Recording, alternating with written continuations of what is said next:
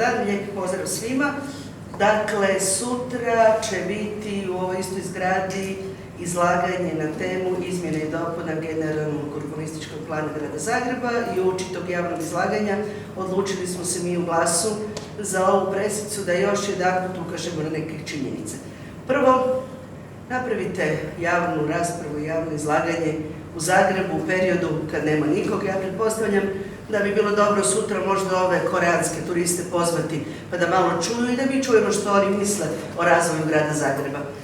Drugim riječima, gradonačelnik šalje poruku svojim građanima: baš me briga što vi mislite, ja točno znam kakvu izmjenu i dopunu generalnog urbanističkog plana ja želim. Ono što treba naglasiti i na što treba reći je sljedeće.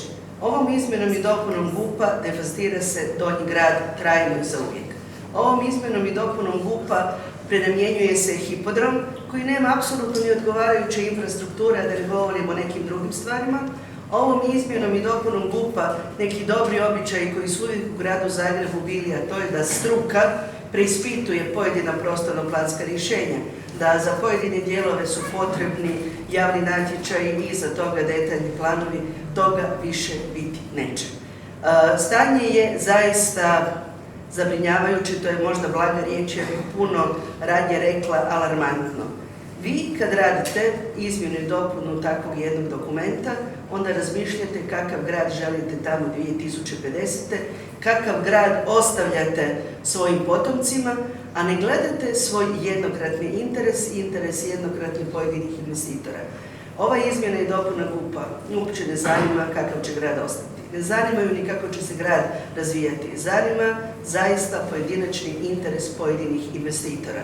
Ali jednako tako ova poruka je koju gradonačelnik šalje ovom ishitrenom i brzom izmjenom i dopunom GUP-a svim drugim načelnicima i gradonačelnicima. Ne morate poštivati zakone, ne morate poštivati procedure.